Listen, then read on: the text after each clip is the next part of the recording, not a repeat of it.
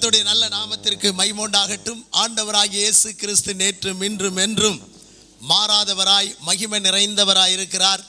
அவருக்கே சகல மகிமையும் கனமும் துதியும் ஸ்தோத்திரமும் உண்டாவதாக. இந்த நாளிலும் இந்தியா தேசத்திலிருந்து இந்த இலங்கை தேசத்திலே கடந்து வந்து ஆண்டவருடைய ஊழியத்தை செய்வதற்கான நல்ல வாய்ப்பை கர்த்தர் எங்களுக்கு கொடுத்ததற்காக ஆண்டவரை துதிக்கிறோம், மகிமைப்படுத்துகிறோம். எங்களுடைய சர்வதேச போதகர்களின் ஜெப ஐக்கியத்தின் தலைவராய் இருந்து எங்களை பிள்ளைகளைப் போல அற்புதமாக அன்பாக பேசி நடத்தி கொண்டிருக்கிற பாஸ்டர் சோதி சொல்லத்திர ஐயா அவர்களுக்கும் அம்மாவுக்கும் நன்றி வாழ்த்துக்களை தெரிவிக்கின்றோம். அவர்கள் உண்மையாகவே ஒரு தகப்பனுடைய இருதயம், அருமையான தாயார், அவர்கள் ஒரு தாயினுடைய இருதயம். அவர்கள் மிகவும் கனிவாக அன்பாக பேசி பழகி எங்களை ஜெபத்திலே ஊழியத்திலே உற்சாகப்படுத்தி கொண்டிருக்கிறார்கள். கிட்டத்தட்ட 6 ஆண்டு காலமாக. அல்லேலூயா. இப்படிப்பட்ட நல்ல பெற்றோரை நாங்கள் தலைமையாக பெற்றதை குறித்து மகிழ்ச்சி அடைகிறோம், சந்தோஷப்படுகிறோம். உண்மையாகவே தமிழ் மக்கள் மேல் பாஸ்டர் அவர்களுக்கு மிகுந்த பாசம். நேற்றைய தினத்திலே அந்த முள்ளிவாய்க்கால் பகுதியிலே நாங்கள் போகும்போது அவர் கண்ணீர் மல்க அப்படி இருதயம் உடைந்து அந்த இடத்துல நின்று ஜெபித்தது எங்கள் உள்ளங்களை எல்லாம் நெகிழ வைத்தது. இன்றைக்கும் இந்த இலங்கை தேசத்தில் மாபெரும் எழுப்புதலை கொண்டு வர வேண்டும்.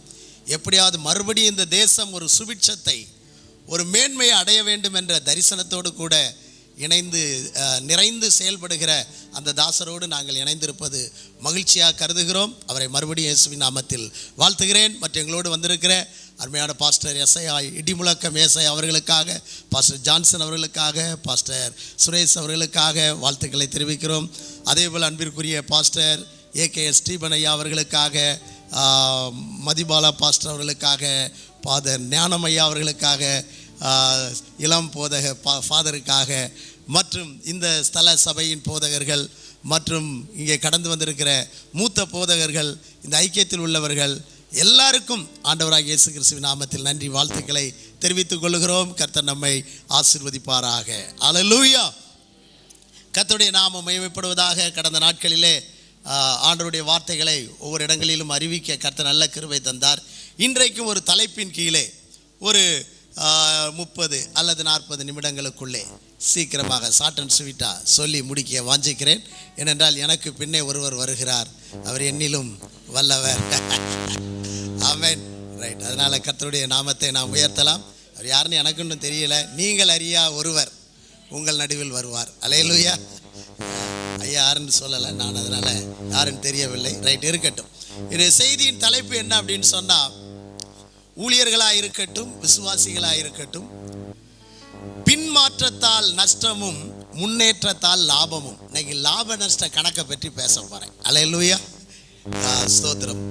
அதாவது பின்மாற்றம், இயேசுவை விட்டு கொஞ்சம் கொஞ்சமாக நம்ம விலகினா எவ்வளவு நஷ்டத்தை சந்திப்போம்.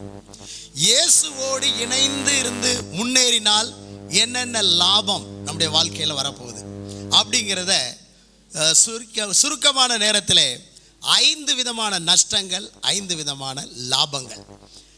முன்னேறும் போது லாபம், அவரை விட்டு பின்னேறினால் நஷ்டம். இதை பற்றி ஒரு பகுதியிலே நமக்கு சொல்லப்பட்டிருக்கிறது. யோவான் எழுதின நற்செய்தி நூல் 21ஆம் அதிகாரம் 1 முதல் 14 வசனங்கள் இருக்கிறது. இதை அனைத்தையும் நான் வாசிக்க போறதில்லை, ஏனென்றால் அதை வாசிப்பதற்கே நேரம் ஆகிக்கொண்டிருக்கும். ஆனால் நமக்கு எல்லாருக்கும் அது தெரிந்த பகுதி தான். அதற்குள்ளே இருந்துதான் இன்றைக்கு ஆண்டவருடைய ஆலோசனைகளை நாம் கேட்டு பெற்றுக்கொண்டு முன் செல்ல போகிறோம். கர்த்தர் நமக்கு உதவி செய்வாராக. நம்முடைய தியானத்திற்கென்று அதிலே ஒரு வேத பகுதியை, முதல் 2 வசனங்களை மட்டும் யாராகிலும் ஒருவர் யோவான் எழுதின நற்செய்தி நூல் 21ஆம் அதிகாரம் அந்த முதல் 2 வசனங்களை மட்டும் யாராவது வாசிங்க. தொடர்ந்து நம்ம அப்படியே தியானத்துக்குள்ளே கடந்து செல்லலாம். இவைகளுக்கு பின்பு இயேசு திபெரியா கடற்கரையிலே மறுபடியும் தம்மை சீசர்களுக்கு வெளிப்படுத்தினார். வெளிப்படுத்தின விவரமாவது, சீமோன் பேதுருவும் தோமாவும் நாத்தான்வேலும் செபதேயுவின் குமாரரும் அவருடைய சீசர்களில் வேறு 2 பேரும் கூடியிருக்கும் போது சீமோன் பேதுரு மற்றவர்களை நோக்கி மீன் பிடிக்க போகிறேன் என்றான். அதற்கு அவர்கள், நாங்களும் உம்முடனே கூட வருகிறோம் என்றார்கள். அவர்கள் புறப்பட்டு போய் உடனே படவேறினார்கள். போது 2 தானே? ஓ 3 வாசிட்டீங்க, ரொம்ப சந்தோஷம். அல்லேலூயா. ரைட். கர்த்தருடைய நாமம் மகிமைப்படுவதாக. இந்த வார்த்தைகளின் மூலம் கர்த்தர் நம்மோடு பேசும்படியாக ஒரு நிமிடம் தலை தாழ்த்தி அப்படியே ஜெபிப்போம். ஹல்லேலூயா. கர்த்தாவே, உம்மை நன்றியோடு துதிக்கிறோம், ஸ்தோத்திரிக்கிறோமே, மகிமைப்படுத்துகிறோமே, கனப்படுத்துகிறோம், உம்மை மேன்மைப்படுத்துகிறோம். ஆண்டவரே, நீர் நல்லவர், நீர் வல்லவர். ஹல்லேலூயா. நீர் கிருபை மிகுந்தவராய் இருக்கிறபடியால் நன்றி செலுத்துகிறோம், நன்றி செலுத்துகிறோம். சகல பிரஸ்தாபத்தை பார்க்கிலும் உம்முடைய வார்த்தையை மகிமைப்படுத்தியிருக்கிறீர். ஆண்டவரே, சகலத்தையும் தம்முடைய வல்லமை உள்ள வசனத்தினால் தாங்கிக் கொண்டிருக்கிறீர். நீர் எங்களோடு பேசுவீராக. ஹல்லேலூயா. ஸ்தோத்திரம், ஸ்தோத்திரம். உங்க ஊழியம் நானேன் கலங்கனும், அழைச்சது நீங்க நடத்தி செல்வீங்க. உங்க ஊழியம் நானேன் கலங்கனும், அழைச்சது நீங்க நடத்தி செல்வீங்க. திட்டங்கள் தருபவரும் நீர்தானையா, செயல்படுத்தி மகிழ்பவரும் நீர்தானையா.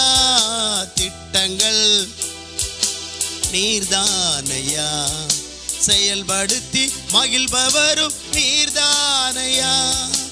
என் ராஜனே, என் தேவனே, எஜமானன் நீர் இருக்க வேலைக்காரனுக்கு என் கவலை. எஜமானன் நீர் இருக்க வேலைக்காரனுக்கு என் கவலை. உங்க ஊழியம் நானேன் கலங்கனும், அழைச்சது நீங்க நடத்தி செல்வீங்க. உங்க ஊழியம் நானேன் கலங்கனும், அழைச்சது நீங்க நடத்தி செல்வீங்க. அன்பின் பரலோக பிதாவே, ஆசீர்வதிக்கப்பட்ட அருமையான இந்த நல்ல வேலைக்காய் நன்றி. இப்பொழுது வாசித்த திருவசனத்தை எடுத்து உம்முடைய திருக்கரத்தில் நாங்கள் தருகிறோம். 5 அப்பத்தை 2 மீனை நீர் பெற்றுக்கொண்டு ஆசீர்வதித்து ஸ்தோத்திரம் பண்ணி பிட்டு கொடுத்த போது 5000க்கும் அதிகமான பேர் திருப்தியாய் புசித்து மீதம் எடுக்க செய்தவர். இன்றைக்கு ஒரு திருப்தி உண்டாவதாக, மீதம் என்று சொல்லக்கூடிய அளவுக்கு மகிழ்ச்சியும் சந்தோஷமும் பெருகிக் கொண்டே இருப்பதாக கர்த்தர் பேசும் கிரியை செய்யும். இயேசுவின் நாமத்தில் பிதாவே, ஆமேன். ஆமேன் என்ற சத்தமே வரலையே. ஆமேன். நீங்க ஆமேன் சொன்னால் அப்படியே ஆக கடவுது அப்படின்னு அர்த்தம். அல்லேலூயா. ஒரு வியாதியஸ்தர் ஹாஸ்பிட்டலில் படுத்து கிடக்கிறாரு. 2.5 மாசமாக கம்பெனியில் வேலை செய்தவர். அவரை வைத்து தான் அந்த குடும்பமே உழைப்பு நடத்த வேண்டும். பாஸ்டரோட ஜெபிக்க 4 பேர் போனாங்க. ஆண்டவரே, இவர் சீக்கிரம் எழும்ப வேண்டும், இவர் தன் மனைவி பிள்ளைகளை கவனிக்க வேண்டும், தன்னுடைய கம்பெனிக்கு போகணும், நீர் உதவி செய்யும் அப்படின்னு ஜெபிச்சுட்டு இயேசுவின் நாமத்தில் சொன்னார். யாருமே ஆமேன்னு சொல்லலை. அவங்கள பேர் என்ன நினைக்கிறாங்கன்னா, நீ இப்படியே படுத்து கிட, வீட்டுக்கு வராத, நீ கம்பெனிக்கும் வேண்டாம், வேலை செய்யண்டாம் அப்படிங்கிற அர்த்தத்தை தான் குறிக்குது. அல்லேலூயா. அப்போ அவர் சொல்கிறாருன்னா அதுக்கு ஆன்சர் என்ன பண்ணணும்? ஆமேன். இவங்க பேசுனது அப்படியே நடக்க கிடவுது. அல்லேலூயா. ஆமாம். அதனால் அமைதியாக இருக்கக்கூடாது. அப்போ பேசுங்க, அல்லேலூயா சொல்லுங்க. உங்களை உற்சாகப்படுத்துகிற கருத்து வந்தால் ஆமேன்னு ஆர்ப்பரியுங்க. அல்லேலூயா. சோதரம். உங்களை ஒரு மாதிரி பண்ணுற மாதிரி இருந்தால் முகத்தை எங்கேயாவது திருப்பிக்கங்க. இது எப்படி அந்த உங்கள் ஆக்ஷனை காட்டுங்க இதுக்குள்ளே. அல்லேலூயா. ரைட். கர்த்தர் நம்மை ஆஸ்வதிப்பாராக. பின்மாற்றத்தால் நஷ்டம், முன்னேற்றத்தால் லாபம். ஆண்டவராகிய இயேசு கிறிஸ்து இந்த உலகத்தில் ஊழியம் செய்த பொழுது 12 மணி நேரம் ஜெபம் பண்ணி காலையிலே 12 பேரை வரவழைத்து அவர்களுக்கு அப்போஸ்தலர் என்று பெயரிட்டார். இயேசு கிறிஸ்து தான் வேதாகமத்திலே ஒரு முழு இரவு ஜெபத்தை நடத்தியவர். அவருக்கு முன்னாக யாக்கோபு என்ற மனிதன் முழு இரவு ஜெபத்தை நடத்தியவன். முழு இரவு ஜெபம் என்றால் மாலை 6 இலிருந்து காலை 6 வரைக்கும் நடத்த வேண்டும். அதுதான் முழு இரவு ஜெபம். இரவு 10 காலை 4 அல்லது 6 நடத்துவதெல்லாம் அரை இரவு, காலிரவு, முக்காலிரவு ஜெபம் தான். அப்படிலாம் நம்ம முழுரவு ஜெபம் சொல்லக்கூடாது, சொல்லுவது தப்பு. அல்லேலூயா. அப்போ 12 மணி நேரம் ஒரு சீசனை தெரிந்தெடுப்பதற்கு அட்லீஸ்ட் குறைந்தபட்சம் 1 மணி நேரம் ஜெபம் பண்ணி செலக்ட் பண்ணார். இந்த 12 பேரும் ரொம்ப பிரபலமானவர்கள் அல்ல, சாதாரணமானவர்கள், படிப்பறியாதவர்கள், பிடித்த மீனை என்ன தெரியாத பேதைகள். அல்லேலூயா. அவர்கள் எவ்வளவு பேதைகள் என்பதை நாம் அறிய முடியும். இங்கே இருக்கிற நாமும் கூட பெரிய ஸ்காலர், பிரபுக்கள், அதிகாரிகள் எல்லாம் அல்ல. சாதாரணமாயிருந்த நம்மைத்தான் கர்த்தர் தெரிந்தெடுத்தார், அழைத்தார், முன்குறித்தார், ஊழியத்திற்கு கொண்டு வந்திருக்கிறார். 1 கொரிந்தியர் நீங்கள் 26 இருந்து கடைசி வரைக்கும் வாசித்து பார்த்தால் பவுல் அழகாய் சொல்லுவார், சகோதரரே, நீங்கள் அழைக்கப்பட்ட அழைப்பை பாருங்கள். ஞானிகள் அநேகர் இல்லை, வல்லவர் அநேகர் இல்லை, பிரபுக்கள் அநேகர் இல்லை. பலவீனரை பலவானை வெட்கப்படுத்த தேவன் பலவீனரையும், ஞானிகளை வெட்கப்படுத்த பைத்தியங்களையும், உள்ளவைகளை அவமாக்க இல்லாதவைகளையும் தேவன் தெரிந்து கொண்டார். அல்லேலூயா. ரொம்ப சந்தோஷமா இருக்கு. நீங்க ஆமென் சொன்னீங்க பாத்தீங்களா? அல்லேலூயா. ரைட். அப்படியானால் ஒரு ஞானியை வெட்கப்படுத்த இந்த உலகம் பிரபலமான ஞானியை தெரிந்தெடுக்கும். ஒரு பலவானை தோற்கடிக்க இந்த உலக தலைவர்கள் அவனை விட பலவானை தெரிந்தெடுத்து கொண்டு வருவார்கள். ஆனால் மகாபெரிய அரக்கன் கோலியாத்தை முறியடிக்க ராஜாவை அல்ல, ராணுவ வீரர்களை அல்ல, ஆடு மேய்ச்சிக்கிட்டு இருந்த ஒரு சின்ன பையனை கூப்பிட்டு வந்தார். அல்லேலூயா. தேவனுடைய தெரிந்தெடுப்பு ஆச்சரியமா இருக்கும். ஏனென்றால் மாம்சமான எவனும் தேவனுக்கு முன்பாக மேன்மை பாராட்டாதபடிக்கு அப்படி செய்தார். அவருக்கு முன்னால பெருமை பாராட்டுறது என்ன செய்யாது, பிடிக்கவே பிடியாது. சிம்சோனோட கூட, கிதியோனோடு கூட 27,000 பேர் இருந்தாங்க. ஆண்டவர் சொன்னாரு, ஜனங்கள் அதிகம், இவர்கள் எல்லாம் வீம்பு பேசுவதற்கு ஏதுவாகும், என் கை என்னை ரட்சித்தது என்று சொல்லுவார்கள். பயந்தவர்கள் எல்லாம் வீட்டுக்கு அனுப்பினாரு. அங்க இருந்து கிட்டத்தட்ட 17,000 பேர் வீட்டுக்கு போயிட்டாங்க. இன்னும் அதிகம், என் கை தான் என்னை ரட்சித்துன்னு பெருமை பேசுவான், இது எனக்கு பிடிக்காது. தண்ணீருக்கு கூட்டு போய் நாய் நக்குகிற பிரகாரம் அள்ளி குடிக்கிறவனை தனியாகவும், முழங்கால் பட்டு குடிக்கிறவன் தனியா நிறுத்தினார். 300 பேரை கொண்டு. தேவனுக்கு எப்பொழுதுமே அல்லேலூயா குவான்டிட்டி அல்ல, குவாலிட்டி. அல்லேலூயா. சோதரர் சரியான ஒரு கூட்டத்தை அல்ல, தன்னை நான் ஒன்றுமில்லை என்று சொல்லுகிறவனை வைத்து ஈஸியா பயன்படுத்திட்டு போயிடுவாரு. என்னால தான் எல்லாம் நினைக்கிறவனை ரிஜெக்ட் பண்ணுவாரு. அல்லேலூயா. எனவே தேவன் தெரிந்தெடுத்தது அற்பமான சீசர்கள், பிடித்த வீணை என்ன தெரியாதவர்கள். அவர்கள் எவ்வளவு பேதை என்பதை நாம் வேதத்தில் வாசிக்க முடியும். நீங்கள் பரிசேயருடைய புளித்த மாவை குறித்து எச்சரிக்கையா இருங்க அப்படின்னு சீசர்களுக்கு சொன்னார். அதுக்கு அந்த சீசர்கள் 12 பேரும் பயங்கரமா குழப்பிக்கிட்டாங்க. எப்படி? நம்ம இன்னைக்கு அப்பம் கொண்டு வராததுக்கு தான் இந்த மாதிரி என்ன செய்யறாரு, சொல்லிக்கிட்டு இருக்கிறாரு. உன்ட்ட அப்பம் இருக்குதா, ஏன்ட்ட இருக்குதா அப்படிலாம் சொன்னார். இப்படி அவர்களுக்கு அதனுடைய அர்த்தத்தை புரிந்து கொள்ள முடியவில்லை, தெளிய முடியவில்லை. எதனால? நீங்க மார்க் எழுதின சுவிசேஷத்துல 8ஆம் அதிகாரம் 15 இருந்து 20 வரை படிச்சு பார்த்தீங்கன்னா 8 கேள்வியை போட்டு அவங்கள தொலைச்சி எடுத்தார். நீங்கள் 5 அப்பத்தை 2 மீனையும் ஆசீர்வதித்த பொழுது எத்தனை கூட எடுத்தோம்? 7 அப்பங்களையும் சில மீன்களையும் ஆசீர்வதித்த போது எத்தனை கூட எடுத்தீர்கள்? நீங்கள் இன்னும் உணராதவர்களா? நீங்கள் புத்தி இல்லாதவர்களா? ஏன் சிந்திக்கவில்லை? அப்படின்னு 8 கேள்வி போட்டு பரிதாபமா இருக்கும் அந்த சீசர்கள் நிலைமை. அல்லேலூயா. தொலைச்சி எடுப்பாரு. அந்த அளவுக்கு அவங்க ரொம்ப வீக், அறிவுல, ஆற்றல்ல, புரிந்து கொள்ளுகிறதுல ரொம்ப சக்தி உள்ளவர்கள். இப்படிப்பட்ட பலவீனரை தான் தேவன் தம்முடைய ஊழியத்திற்காக அழைத்தார். அல்லேலூயா. எனவே வல்லவர்கள் அல்ல, பிரபுக்கள் அல்ல, நம்மை ஆண்டவர் சாதாரணமா அழைச்சிருக்கிறார். அப்படியானால் நம்ம மேல இருக்கிற அழைப்பு எவ்வளவு பெருசுன்னு பாருங்க, எவ்வளவு உன்னதமானதுன்னு பாருங்க. இந்த அழைப்பை வைத்துக்கொண்டு நாம் பின்மாற்றத்தில் போகக்கூடாது, கிறிஸ்துவுக்குள்ளே முன்னேற வேண்டும். அதைத்தான் தேவன் எதிர்பார்க்கிறார். ஹல்லேலூயா. அப்ப இந்த 12 சீசர்களையும் தன்னோடு கூட வைத்து நல்ல பயிற்சி 3 வருஷம் கொடுத்து அவர் மரித்து அடக்கம் பண்ணப்பட்டு உயிர்த்தெழுந்தார். உயிர்த்தெழுதலிலே இவர்களை கலிலேயாவில் வந்து என்ன சந்திங்கன்னு சொன்னாரு. ஆனால் மேல் தாழ்பால், அடித்தாழ்பால், நடுத்தாழ்பாலை பூட்டி கொண்டு வீட்டுக்குள்ளே உட்கார்ந்துக்கிட்டாங்க. ஸ்திரீகள் போய் இயேசுவின் உயிர்த்தெழுதலை என்ன செஞ்சாங்க பார்த்தாங்க. மரியாளே வாழ்க என்ற ஒரு வாழ்த்துதலை ஒரு பெண் தான் என்ன செய்தால் பெற்றாள். உயிர்த்தெழுதல் செய்தி சீசருக்கு சொல்லணும்னு நினைச்சாரு. ஆனா அவங்க பயந்தாங்கொள்ளி வீட்டுக்குள்ள கிடந்தாங்க. ஆனா பெண்களுக்கு தான் முதல்ல நற்செய்தியை கர்த்தர் கொடுத்தார். ஹல்லேலூயா. ஏன் சிஸ்டருக்கு கொடுத்தார் அப்படின்னு சொன்னா, ஆண்களுக்கு கொடுத்தா கூட செய்தியை மனசுக்குள்ளே வச்சுக்கிடுவாங்க. இவங்க அப்படி இல்லை. இவங்க ஆல் இந்தியா இலங்கை வானொலி நிலையம் அல்லது செய்தி பயங்கரமா 4 பக்கத்துக்கு என்ன செஞ்சிடும், போய்கிட்டே இருக்கும். நம்ம பஸ்ஸில் போகும்போது பாருங்க, 2 பிரதர்ஸ் நம்ம ஒன்றா உட்காந்துருப்போம், எதிரி மாதிரி பார்த்துக்கிட்டே இருப்போம். இறங்கும் போது அவன் அப்படி போவான், அங்கே போவான். ஆனால் சிஸ்டர்ஸ் 2 பேர் பக்கத்தில் இருந்தா, இங்கே இருந்து யாழ்ப்பாணத்துலேருந்து கொழும்புக்கு போகிறதுக்குள்ள இந்த சேரீ எங்கே எடுத்தீங்க அப்படின்னு ஆரம்பிப்பாங்க. சாயம் போகிற வரைக்கும் பேசிக்கிட்டே இருப்பாங்க. அவர்கள் பேச்சிலே வல்லவர்கள். ஏன் செய்தியை நாட்டுக்கு சீக்கிரம் கொண்டு போனோம், உயிர்த்தெழுந்த செய்தி அப்படின்னா நம்ம சகோதரியை விட்டால் வேற ஆள் இல்லை அப்படிங்கிறது ஆண்டவருக்கு அன்னைக்கே தெரிஞ்சுது. அதனால உங்களை நான் மெச்சி பேசுறேன். நீங்க நல்லவர்கள். செய்தியை அழகா சொல்லுங்க. ஹல்லேலூயா. நம்முடைய சுவிசேஷத்தை ஆண்கள் அறிவிக்க போனால் ஒரு வீட்டுக்கு வாசல் வரைக்கும் தான் போவாங்க, இயேசுவை ஏற்றுக்கொள்ளுங்கள். ஆனா சிஸ்டர்ஸ் அப்படி இல்லை. அந்த வாசல்ல இருந்து வராண்டா, பெட்ரூம், கிச்சன் வர போயிடுவாங்க. அங்க வர போகக்கூடிய வல்லமை நம்முடைய சகோதரிகளுக்கு தான் இருக்குது. ஹல்லேலூயா.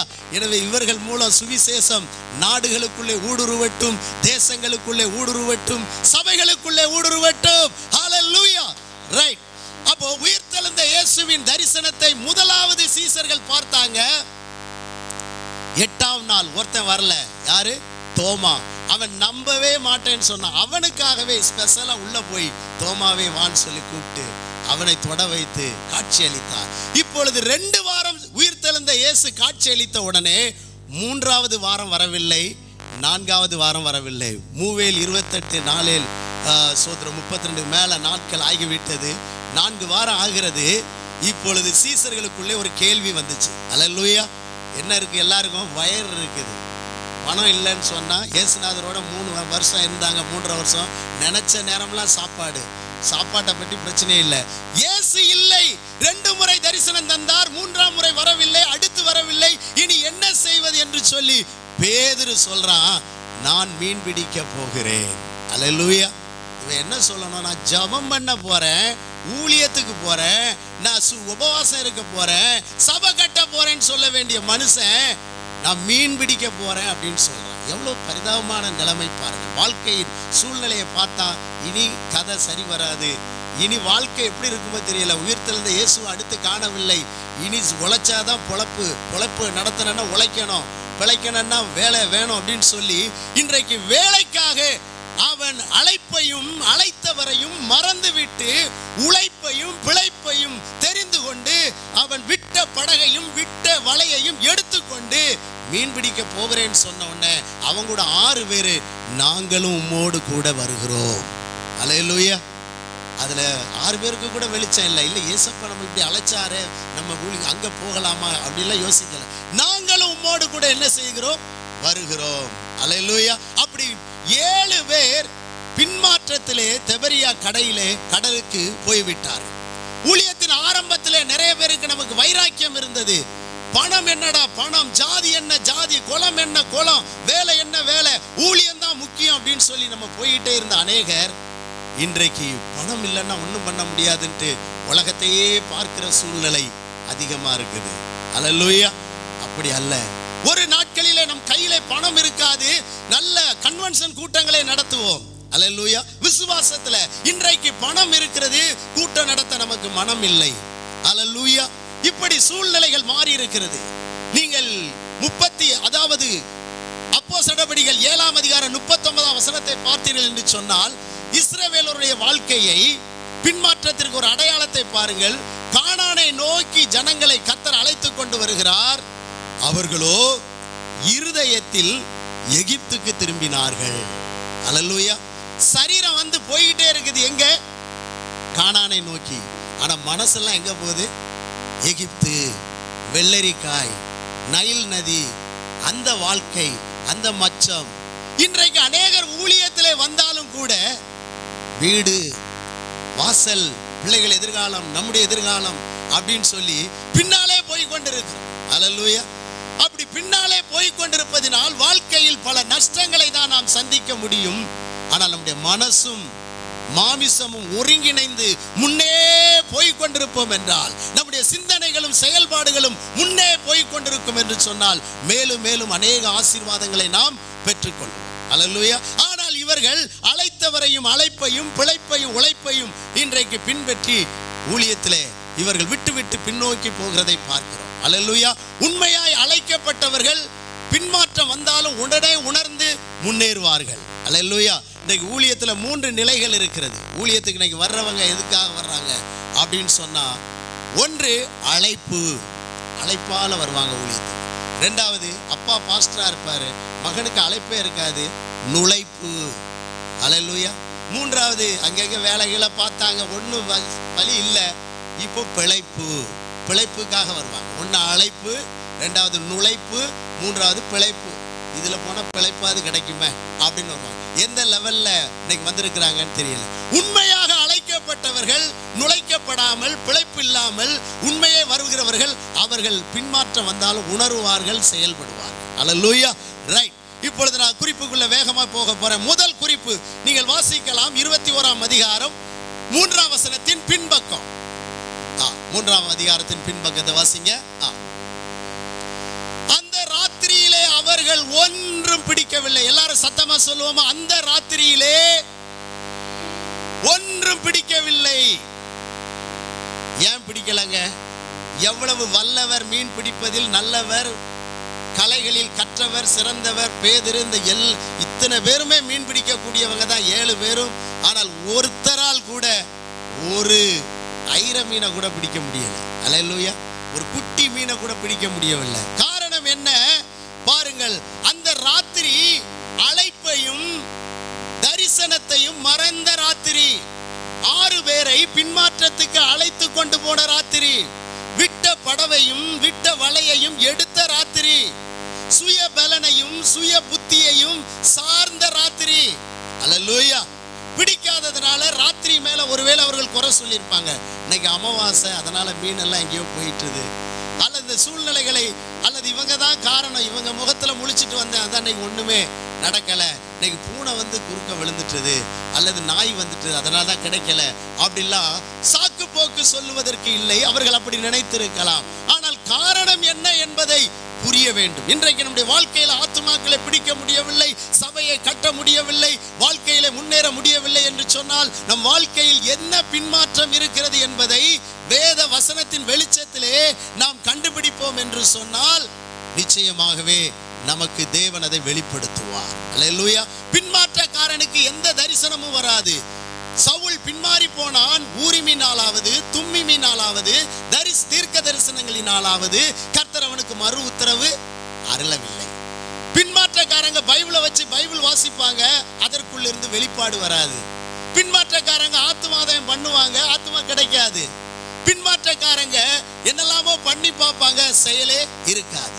பின்மாற்றம் என்ன என்பதை பார்க்க வேண்டும். ஏனென்றால் இயேசு கிறிஸ்துவால் தான் எல்லாவற்றையும் செய்ய முடியும். சிம்சோனை பார்த்தீர்கள் என்று சொன்னால் 300 நரிய பிடிச்சான். சிம்சோன் எத்தனை நரிய பிடிச்சான்? 300 நரிய பிடிச்சான். எப்படி பிடிச்சான் தெரியுமா? கைட்டு தான் பிடிச்சிருப்பான். ஆனால் அவன் தன் மனைவியை பார்ப்பதற்கு ஒரு ஆட்டுக்குட்டி கொண்டு போனான். அல்லேலூயா. நரிக்கு ஆடுன்னா ரொம்ப இஷ்டம். அல்லேலூயா. ஸ்தோத்திரம். அவனுக்குள்ள இந்த பெலிஸ்தருடைய வெள்ளாமையை அழிக்கணும்னு சொல்லி ஆட்டுக்குட்டியை கட்டி போட்டுட்டு அந்த காட்டுக்குள்ள ஆட்டுக்குட்டியை ஒரு அடி அடிக்கான். மேன் சத்தம் போடுது. எங்கெல்லாமோ இருக்கிற நரிகள் எல்லாம் ஓடி வருது. ஆட்டை பிடிக்க வரும்போது டக்குன்னு காலை பிடிச்சான், ஒரு கட்டு கட்டினான், உள்ளதையும் போட்டான். அடுத்து ஆடை அடிக்கிறான், மேனு கூட்டமா வருது, டக்குன்னு சொல்லி பிடிச்சு கட்டி உள்ள போட்டான். ஒரு ஆட்டுக்குட்டியை வச்சு 300 நரிய பிடிச்சான்.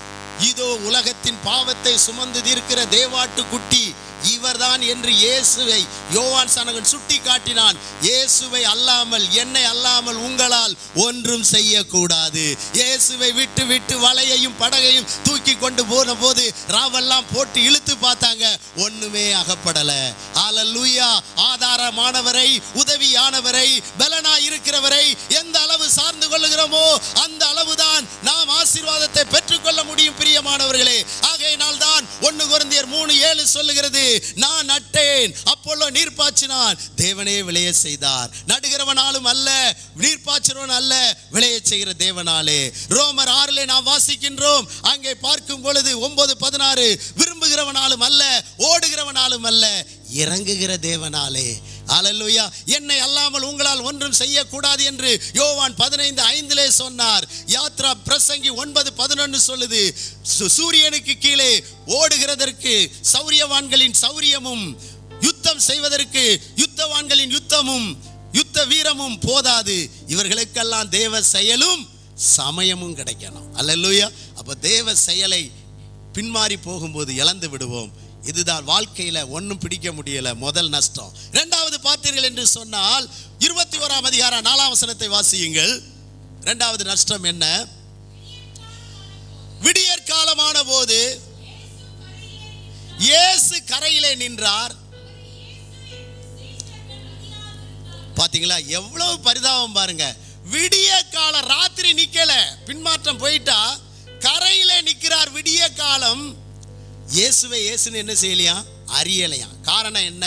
அவர் நீதியின் சூரியன், விடிவெள்ளி நட்சத்திரம். அப்ப அந்த நீதியின் சூரியனை, விடிவெள்ளி நட்சத்திரத்தை பார்க்க முடியவில்லை. பின்மாற்றம் அவிசுவாசத்தை கொண்டு வருகிறது. அவிசுவாசம் கண்களை குருடாக்கி விடுகிறது. அல்லேலூயா. எனவேதான் எலிசாவின் சீசன் கேயாசி ஓடி வந்தான் வீட்டுக்கு.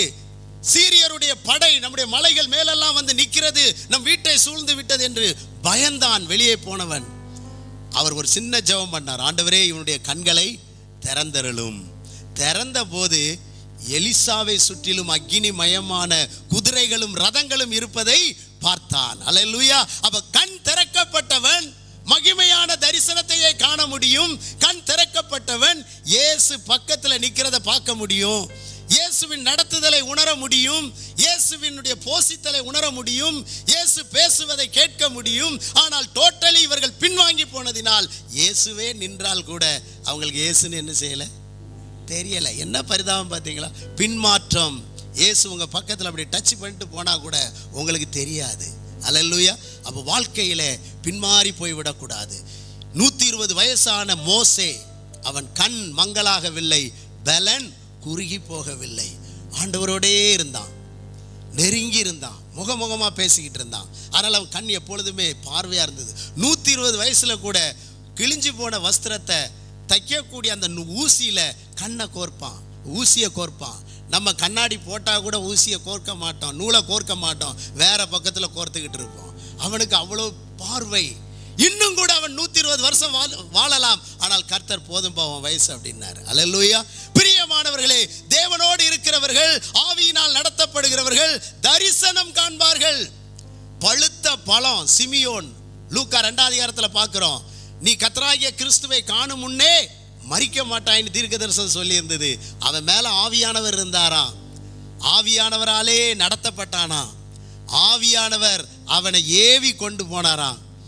அவன் சொன்னான், இப்பொழுது உம்முடைய இரட்சண்யத்தை என் கண்கள் கண்டது, உமது அடியானை சமாதானத்தோடு போக விடுகிறீர். வயசு பிரச்சனை அல்ல, கர்த்தரோடு இருக்கிறோமா என்பதுதான் கேள்வி. அல்லேலூயா. கர்த்தரோடு இருக்கும்போது நமக்கு தரிசனம் வரும். கர்த்தரை விட்டு விட்டால் தரிசனத்தை இழந்து விடுவோம். இரண்டாவது நஷ்டம், இயேசு அருகில் இருந்தும் அவர்களுக்கு கிடைக்கவில்லை. மூன்றாவது அவர் கேட்கிறார் 21ஆம் அதிகாரம் 5ஆம் வசனத்துல, பிள்ளைகளே புசிக்க ஏதாகிலும் இருக்கிறது.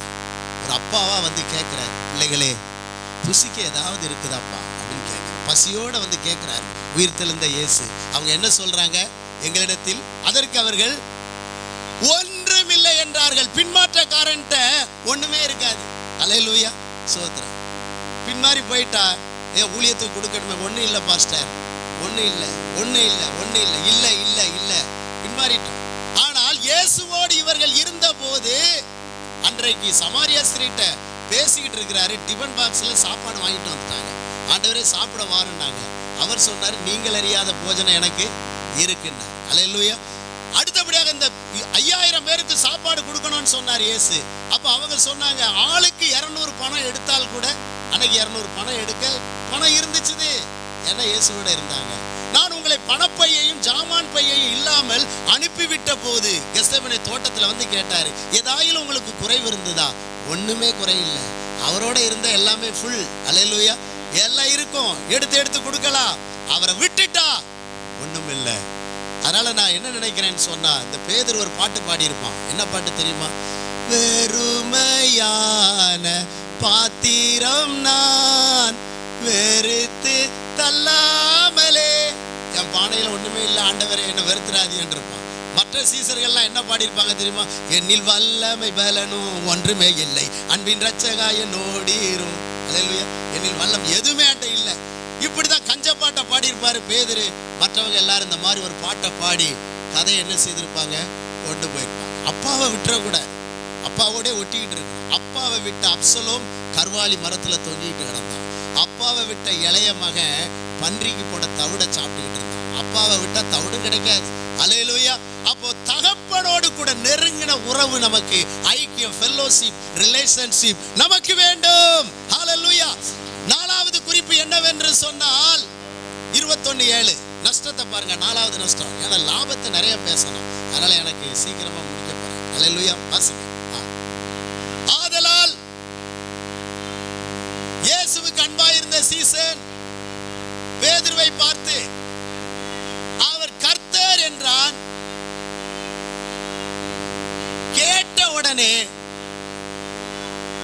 ஐயோ, தான் வஸ்திரம் இல்லாதவனாய் இருந்தபடினால் மேல் சட்டையை கட்டிட்டு உடனே கதலுக்குள்ள குதிச்சுட்டான். நிர்வாணி. அல்லேலூயா.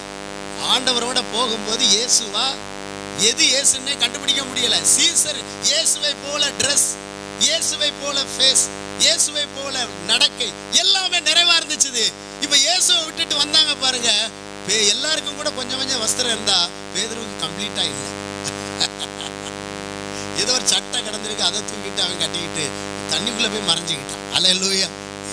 பாருங்க எவ்வளவு ஒரு பரிதாபமான நிலைமை. இயேசுவை விட்டுட்டான், நிர்வாணி. அல்லேலூயா.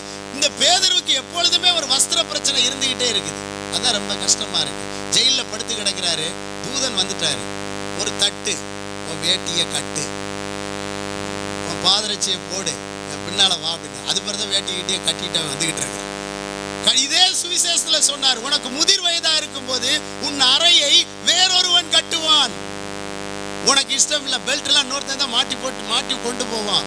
வஸ்திரம் ஒரு பிரச்சனையாவே இருக்கு பேதுருக்கு. வஸ்திரம் என்பது எதை குறிக்கிறது என்றால் ரட்சிப்பை, நீதியை, துதியை. ரட்சிப்பின் வஸ்திரம், துதியின் வஸ்திரம்.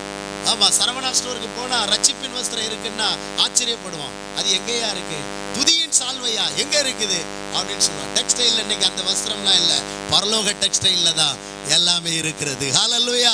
அந்த அழகிய வஸ்திரத்தை, மேன்மையான வஸ்திரத்தை இந்த பேதுரு இழந்து விட்டார். ஹல்லேலூயா. ஆதாமும் ஏவாளும் வஸ்திர பிரச்சனை அவர்களுக்கு வந்தது. முதல் வஸ்திரம் உடுத்தி அழகுபடுத்தியவர் நம்முடைய ஆண்டவராகிய இயேசு கிறிஸ்து. ஹல்லேலூயா. சோதரா. அப்ப பிரியமானவர்களே, பேதுரு, அதாவது வெளிப்படுத்தல் 16:15 சொல்லுது, இதோ நான் திருடனை போல வருகிறேன், தன் மானம் காணப்படத்தக்கதாக தன் வஸ்திரத்தை காத்துக்கொள்ளவிட்டால் திருடனை போல வருவேன் அப்படின்னு சொல்றார். வஸ்திரம் என்பது அபிஷேகத்தை, மகிமையை குறிக்கிறது. ஒருவேளை உங்களுக்கு ராத்திரியில உங்க வஸ்திரம் விலகி கிடப்பது போல ஒரு சொப்பனம் வந்தால் உடனடியா நீங்க உணர்ந்து கொள்ளுங்க, அனாயிண்டிங்ல நம்ம கம்மி ஆயிட்டோம், அபிஷேகத்துல குறைஞ்சிட்டோம்.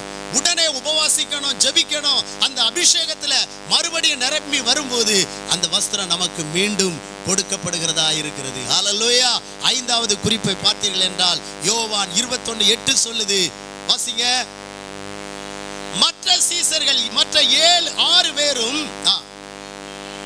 கரைக்கு ஏறக்குறைய 200 மல தூரம் இருந்தபடியால் போதும். இப்ப மற்றவங்க எல்லாம் எங்க போயிட்டாங்க?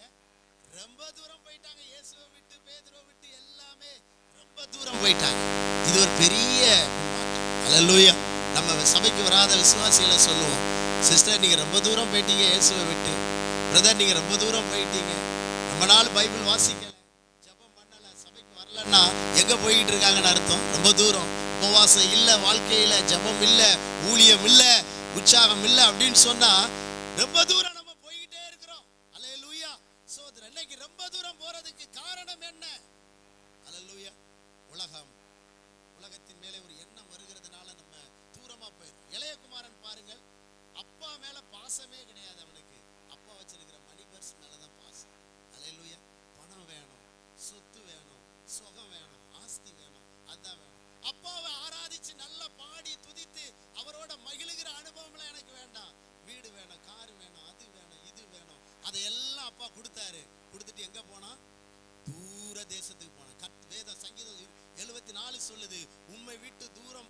செய்வார்கள்? நாசமடைவார்கள். அல்லேலூயா. அப்ப அவ்வளவு உறவிலே தூரம் போய்விட்டான், உரிமையிலே தூரம் போய்விட்டான், அனுபவிப்பதிலே தூரம் போய்விட்டான் அந்த இளைய குமாரன். பாருங்கள், பன்றிக்கு உள்ள தவிடு கூட அவனுக்கு கிடைக்கல. பின்மாற்றம் நம்முடைய வாழ்க்கையின் சகல நன்மைகளையும் இழக்க பண்ணுகிறது. இப்படிதான் இந்த 7 சீசர்களும் இழந்து நின்றார்கள். எதெல்லாம் அவர்கள் வாழ்க்கையில பிரச்சனை வந்தது? 5. அந்த ராத்திரி மீன் பிடிக்கல. 2, இயேசுவை அறியல. பிள்ளைகளை புசிக்க ஏதா இருக்கான்னு கேட்டாரு, ஒண்ணும் இல்லைன்னாங்க. 4, வஸ்திரம் இல்ல. நிறைய பேருக்கு மான பிரச்சனை வந்துடும். அல்லேலூயா. வாழ்க்கையில மானம் கப்பல் ஏறுது. அல்லேலூயா. நிந்தை, அவமானம், வஸ்திரம் இல்லை. ஆமென். அப்ப தூரம் போற அனுபவம். இப்பொழுது இயேசு அவர்களை சந்தித்த போது 5 ஆசீர்வாதத்தை மோகமா பெற்றுட்டாங்க. அதை நான் உங்களுக்கு 5 நிமிடத்துல சொல்லி முடிக்க போறேன். அல்லேலூயா. ரைட். இப்பொழுது 21:6 வாசியுங்கள். 21ஆம் அதிகாரம் 6ஆம் வசனம். அப்பொழுது அவர், படவுக்கு வலதுபுறமாக வலையை போடுங்கள், அப்பொழுது உங்களுக்கு அகப்படும். அல்லேலூயா. இயேசு சொல்லிட்டார். இவங்க வார்த்தையில, இவங்க திறமையில, முயற்சியில அதே கடல்ல தான் பிடிச்சு பார்த்தாங்க. வலையை வீசி பார்த்தாங்க. அக்கு வேற ஆணி வேற எல்லை எல்லையா போட்டு பார்த்தாங்க. எங்கேயுமே மீன் பிடிக்கல. ஆனா இயேசு சொன்னாரு, படவுக்கு வலதுபுறத்துல போடுங்க. ஒரு மனுஷன் கிறிஸ்துவோட நெருங்கி இருந்தா அந்த சர்ச்சுக்கு வலது பக்கத்துல 5 குடும்பம் இருக்கும். அல்லேலூயா. ஒரு மனுஷன் ஆண்டவரோடு நெருங்கி இருந்தா அவன் வீட்டுக்கு பின்னாலே 2 குடும்பம் இருக்கும். அல்லேலூயா. நமக்கு தெரியாது. நம்ம ஆத்மாவுக்காக 2.5 மைல் தூரத்துக்கு போயிருப்போம், சுவிசேஷம் பண்ண, அறிக்கை பண்ண போயிருப்போம். ஆனா அவர் சொல்லுவாரு, வீட்டுக்கு பக்கத்துல 2 பேர் கிடக்குறான்ப்பா, தூக்கவனை. அல்லேலூயா. கிட்ட நெருங்கிட்டா போதும். அப்போ அதே கடல் தான். ஏனென்றால் பின்மாற்றக்காரனை பார்க்க மீன் வருவதில்லை. 104ஆம் சங்கீதம் சொல்லுகிறது, நீர் உம்முடைய முகத்தை மறைக்க அவைகள் திகைக்கும், நீர் உம்முடைய கரத்தை திறக்க அவைகள் வாங்கி கொள்ளும். அப்போ தனக்கு ஆகாரம் கொடுக்கிறவர் வந்துட்டாருன்னு சொல்லி மீன்கள் எல்லாம் அணியணியாய் திரண்டு வந்து இயேசுவை பார்த்துக்கிட்டு நிற்குது. அல்லேலூயா.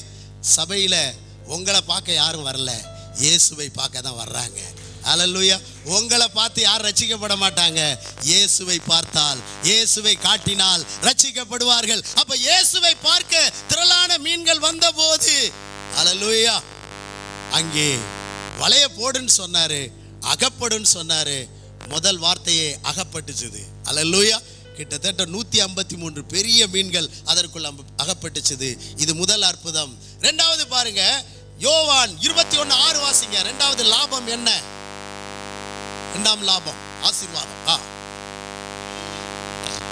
அப்படி அவர்கள் போட்டு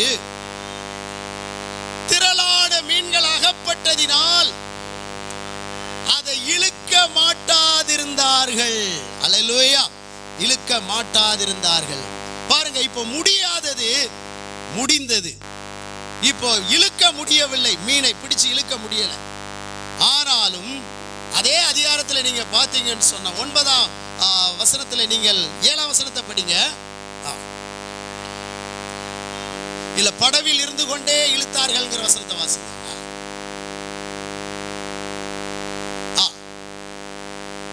வாசிங்க.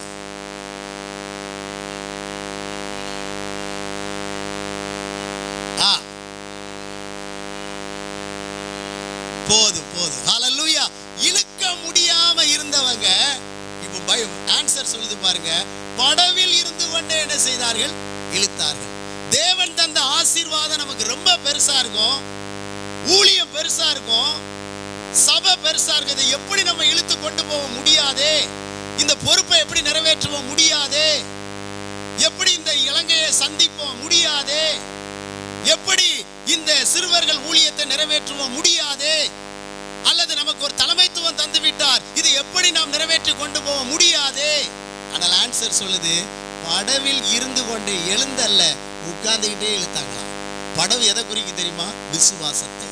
விசுவாசிக்கிறவர்களால் ஆகாத காரியம் ஒன்றுமே இல்லை. ஹல்லேலூயா. அப்ப விசுவாசிக்கிறவனுக்கு எல்லாமே கூடும். ஆமென். ஸ்தோத்திரம். அப்ப விசுவாசத்தினாலே நாம் எல்லா காரியங்களையும் செய்யலாம். மார்க் 11:23 சொல்லுது, எவனாகிலும் இந்த மலையை பார்த்து பெயர்ந்து சமுத்திரத்தில் தள்ளுண்டு போய் என்று சொன்னால் அவன் சொன்னபடியே ஆகும் என்று நான் உங்களுக்கு சொல்லுகிறேன். அல்லேலூயா. அதுல 5 தடவை வரும், சொன்னபடியே, சொல்லுகிறேன், சொன்னபடியே, சொல்லுகிறேன், அப்படியே வரும். அந்த 5 வார்த்தை. அப்போ விசுவாசம் எதுல இருக்குன்னா நாவுல தான் இருக்குது. கையில பணம் இருக்காது, பையிலையும் பணம் இருக்காது, பணம் எல்லாம் வாயில தான் இருக்குது. அல்லேலூயா. சர்ச்சை கட்டி முடிச்சிடலாம். அல்லேலூயா. என் தேவன் எனக்காக யாவையும் செய்து முடிப்பார். என் தேவனால் கூடாத காரியம் ஒன்றுமில்லை. அப்ப விசுவாசம். நான் 2 இடங்களிலே சபையை கட்டி கொண்டு வந்தேன், ஆலயத்தை கட்டினேன். அப்போ என் கனெக்ஷன் புக்கெல்லாம் போட்டு செய்துக்கிட்டே இருந்தேன். ஆண்டவரே, நான் இப்போ வளர்ந்துட்டேன், 3வது ஒரு இடத்துல என்னை ஊழியத்துக்கு அனுப்பியிருக்கிறாங்க, அங்கே சர்ச்சு கட்டணும், இனி இந்த புக் அடிக்கிற வேலையெல்லாம் நான் பண்ண மாட்டேன், ஆனால் விசுவாசத்தோட நான் ஜெபம் பண்ணுவேன், நீரே கட்டி முடிக்கணும் அப்படின்னு சொல்லி மக்கள்கிட்டே சொன்னேன். இந்த ஆலயத்தை நீங்கள் தான் கட்டப்போகிறீர்கள், நாம் தான் கட்டப்போகிறோம், நாங்கள் கட்டப்போகிறோம் என்று சொன்ன உடனே அத்தனை பேரும் செயல்பட்டார்கள். யாரிடத்திலும் ஒரு பைசா வாங்கல. கர்த்தர் எங்களையும் விசுவாசியும் கொண்டு ஆலயத்தை கட்டி முடிக்க உதவி செய்தார். அல்லேலூயா. விசுவாசம் பெரிது. அல்லேலூயா. அப்ப முடியாதது 153 பெரிய மீனையும் முடியாததை முடிய செய்தார். 3வது பாருங்கள், 21:9 வாசிங்கள். 3வது லாபம். அவர்கள் கரையில் வந்து இறங்கின போது கரி நெருப்பு போட்டிருக்கிறதையும் அதன் மேல் மீன் கண்டங்கள் வைக்கப்பட்டிருக்கிறதையும் அப்பத்தையும் கண்டார்கள். அல்லேலூயா. பிள்ளைகளே, புசிக்க ஏதாவது இருக்குதான்னு கேட்டவர் போய் மீன் பிடிச்சிட்டு வாங்கன்னு அனுப்புனாரு. வேலையை முடிச்சுட்டு வர்றதுக்குள்ள அவங்களுக்குரிய சாப்பாடை இங்க ரெடி பண்ணிட்டாரு. அல்லேலூயா. அவர் வேலையை நம்ம செஞ்சா நம்ம வேலையை அவர் கரெக்டா செஞ்சு முடிச்சிருவார். அல்லேலூயா. கை தட்ட மாட்டீங்களா? தட்டுங்களே, விசுவாசத்தோட தட்டுங்களே. அல்லேலூயா. உலகியலிலே இயேசுவுக்கு நாம் சமைச்சு கொடுக்கணும்னா கடையில் போய் மாவு வாங்கிட்டு வந்து, எண்ணெய் வாங்கிட்டு வந்து, அடுப்பு கேஸ் எல்லாம் ரெடி பண்ணி செயல்படுவதற்கு எவ்வளவு நேரம் ஆகும்?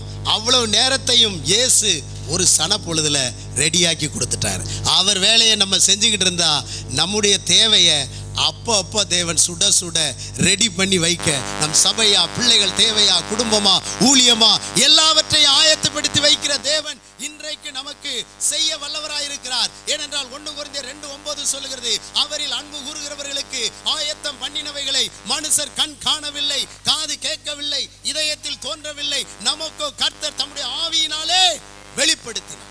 அல்லேலூயா. கர்த்தர் ஆயத்தப்படுத்தின 3 மீன்கள் வரி கட்டுவதற்கு ஒரு மீனுக்குள்ள வெள்ளி பணத்தை கர்த்தர் வச்சிருந்தார். பிடிச்சிட்டு வா அப்படின்னா. அல்லேலூயா. அது மீனை அழகா பிடிச்சு பணத்தை கட்டிட்டான். ஒரு மீனுங்க ஆயத்தம் பண்ணாரு. யோனாவை பாதுகாக்க ஒரு மீனை கர்த்தர் ஆயத்தப்படுத்தினார். அல்லேலூயா. அது கரைக்கு போச்சது. தேவன் ஆயத்தப்படுத்துவதிலும் உண்டு பண்ணுவதிலும் வல்லவராயிருக்கிறார். அல்லேலூயா. கடைசியாக 4வது காரியம் என்னவென்றால் 21:10 வாசிப்போம். 4வது லாபம். இயேசு அவர்களை நோக்கி, நீங்கள் இப்போது பிடித்த சில மீன்களை சிலவற்றை கொண்டு வாருங்கள் என்றார். அல்லேலூயா. அதிகம் கொடுத்து எவ்வளவு கேட்கிறாரு? கொஞ்சம் கேட்கிறார். அல்லேலூயா. 100 மடங்கு கொடுத்து 10 கேட்கிறார். அல்லேலூயா. ஆமென். தசம பாகங்களை எல்லாம் பண்டக சாலைக்கு கொண்டு வாருங்கள், அப்பொழுது நான் வானத்தின் பலகணிகளை திறந்து. வானத்துல 10 பலகணி இருந்தா திறக்கிற சாவி என்ன தெரியுமா? நிறைய பேர் சொல்லுவீங்க ஜெபம். நோ, ஜெபமே கிடையாது.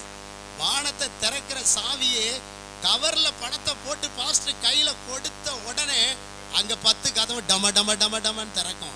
கொட்டு கொட்டு கொட்டுன்னு கொட்டும். அல்லேலூயா. அப்பொழுது நான் வானத்தின் பலகணிகளை திறப்பேன். அல்லேலூயா. எங்க வீட்டுல வறுமை. நாங்க 3 பிள்ளைகளை, 2 தங்கச்சி, நான் ஒரு பையன். எங்க அப்பா அம்மா விவசாயம் தான் பார்ப்பாங்க.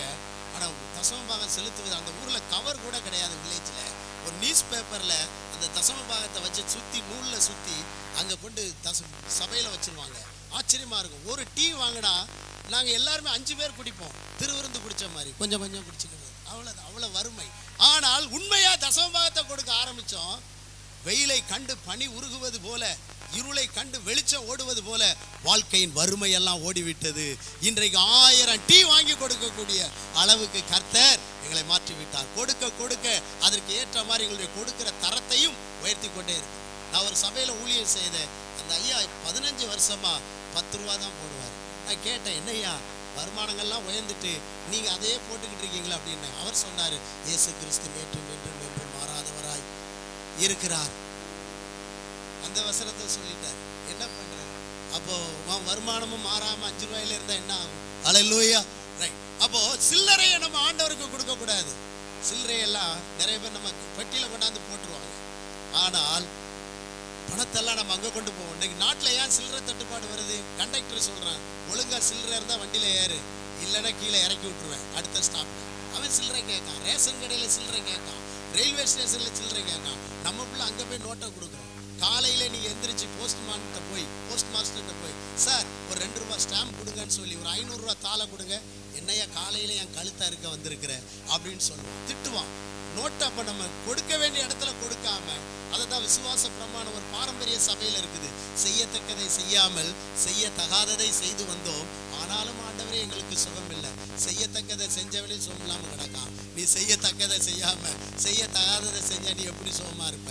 அப்ப செய்யத்தக்கது என்னன்னா 500 ரூபா 1000 ரூபா 5000 ரூபா நோட்டெல்லாம் சர்ச்சைக்கு கொண்டு வரணும். 5 ரூபா 10 ரூபா இந்த குறும்பாட்டு குட்டி எல்லாம் சில்லறை கேட்கணும் கொடுத்துடணும். சில்லறை கேட்கறவன்ட்ட கொடுத்துடணும். நமக்கு இல்லை, ஆண்டவருக்கு பெருசா கொடுக்கணும். நீங்க யாராவது காலையில வந்து நீங்க போஸ்ட்மேனுக்கு 500 ரூபா கொடுக்கும்போது 5000 ரூபா கொடுத்தா திட்டுறான். நீங்க பாஸ்டர்ட்ட வந்து கொடுங்க 5000 ரூபாய. உள்ளத்தின் ஆழ சியோனில் இருந்து கர்த்தாவே எவ்வளவு ஆசீர்வாதம் பண்றான். அவன் வந்து என்ன கழுத்தையே அறுக்க வந்தான்னு திட்டுறான். அவனுக்கு போய் காலையில கொடுக்குறீங்க. அதனால இன்னும் மாத்துங்க நிலைய. சர்ச்சில் கொண்டாந்து பாஸ்டர்ட்ட போடுங்க, கர்த்தர் உங்களை ஆசீர்வதிப்பார். அல்லேலூயா. அப்போ உற்சாகமாய் நாம் கொடுக்கும் போது கர்த்தர் நம்மை ஆசீர்வதிப்பார். கடைசி குறிப்பு லாபம் என்னன்னா, எல்லாவற்றுக்கும் முடிவு சமீபமாயிற்று, ஆனாலும் முடிவு உடனே வராது. அல்லேலூயா. ரைட். இப்பொழுது ஐயா வந்துட்டாங்க. 21:12 வாசித்து முடிச்சிருங்க. ஆமென். இயேசு அவர்களை நோக்கி, வாருங்கள் போஜனம் பண்ணுங்கள். போதும், வாருங்கள் போஜனம் பண்ணுங்கள். இப்போ ஒன்னஸா உட்கார்ந்து வாசற்படியில் நின்று கதவை தட்டுகிறேன். ஒருவன் என் சத்தத்தை கேட்டு கதவை திறந்தால் நான் அவனோடு கூட போய் என்ன செய்வேன்? போஜனம் பண்ண. அவனும் போஜனங்கிறது நிறைய அர்த்தம் இருக்கு. ஒன்னு ஐக்கியம், இன்னொன்று வாழ்வதற்கு. அல்லேலூயா.